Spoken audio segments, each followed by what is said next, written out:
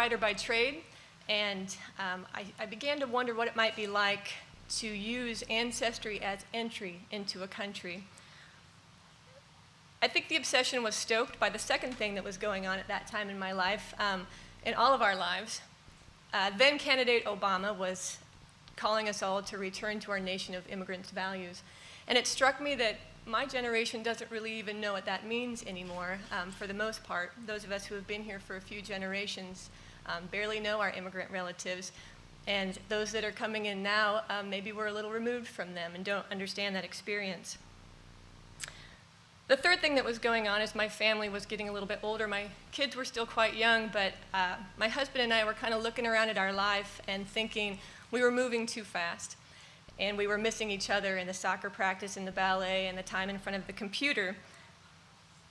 And so I began obsessing even more and thinking about what would happen in the face of all the news stories of you're about to lose everything, you might lose your third car, you might lose that job. What if we lost it all on purpose and made an investment in our family as a connection, time away in this quiet mountain village that looked like little gnome houses tucked into the seams of two mountains? It seemed like a better investment. This turned into a book project for St. Martin's Press, and I wanted to tell you about it today because I did it in a weird way. My industry was kind of in a questionable phase as well. It still is. Print, magazines, newspapers, I didn't even know if they'd still be around in a few years. And I realized I didn't even know how to blog. I didn't like the word, so I didn't think I had to. It's just an ugly word, blog. But I thought, if I'm going to remain relevant and continue to be a content provider, that I had to learn how to do these things. So I thought that this project would force me into learning how to use social media. So I started a blog right before we left for Croatia.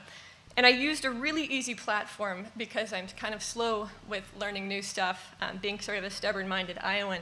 I used iWeb, which I'm pretty bummed that is sort of irrelevant now. But I wanted to use my blog to connect with the readers I didn't have yet.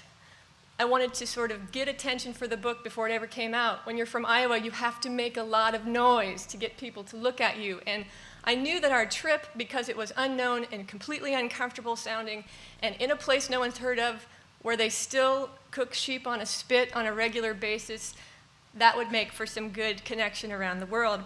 The blog would communicate with readers I didn't have. It'd build a fan base before I ever had them. And I also used the blog as a test market. I'd probably, things that people responded to, I included in the draft of the book.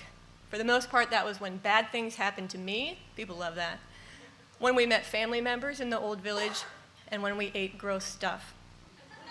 If I were to do it now, everything has changed so much in this small period of time. If I were to do it now, I would probably look at a few different blog-making sites.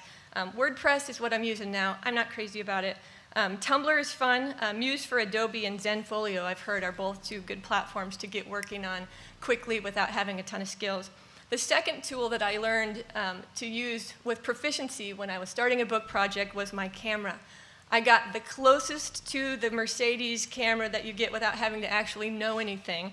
I got a Canon G10. And these images generated a ton of attention for me before I ever put together a book draft. I used the images on my website, of course. iWeb was so easy with that, just to slide images on there and people could really see what was going on. I used them a lot to get attention on Twitter. That happens even more now than it did 3-4 years ago. Putting images on there got people to follow me who had no idea. Everybody likes to click and look at an image, so camera is super important to know how to use well. But now it's even easier too because you've got Pinterest and Instagram that can help as well. I used MobileMe Gallery to put all my photos on so newspaper editors can download during the meantime, but that's going away too. Flickr and Dropbox probably are better.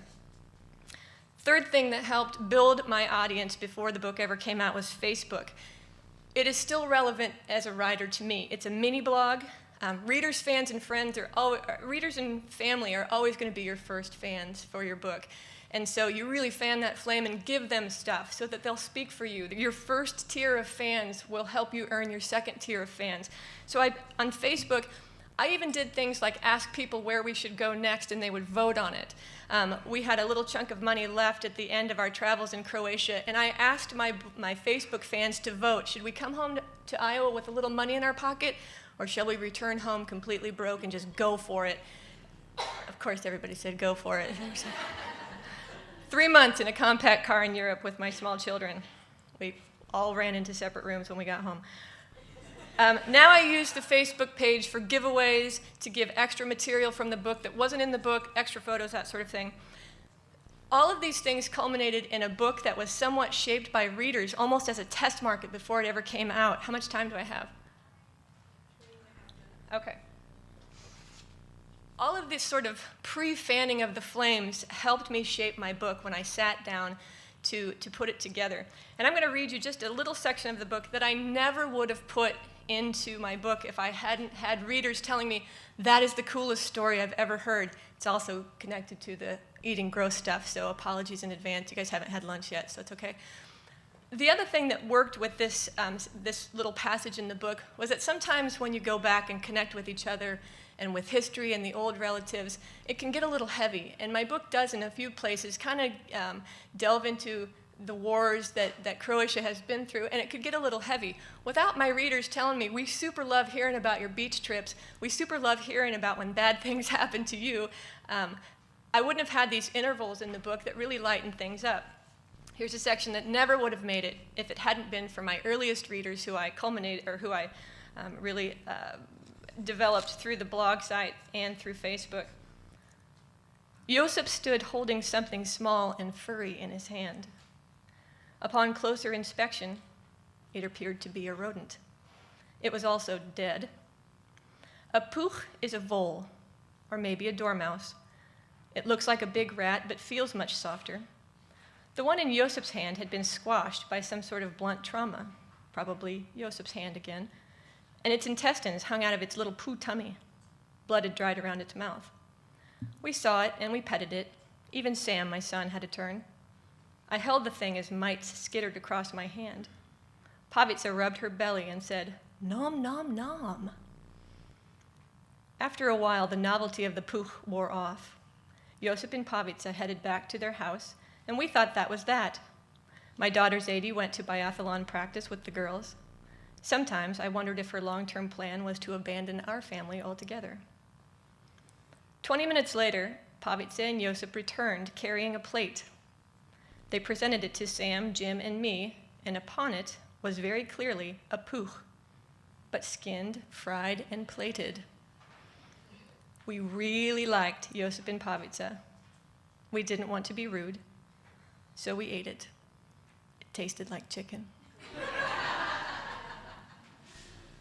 Thank you. Running Away to Home's book.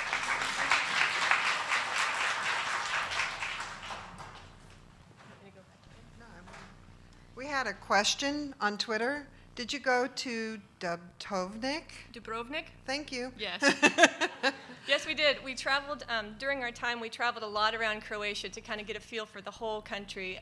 And then we spent about 3 months abroad, frittering away the last of our savings. And yeah, that was a lot of road tripping. And as long as you're here, where can they get your book?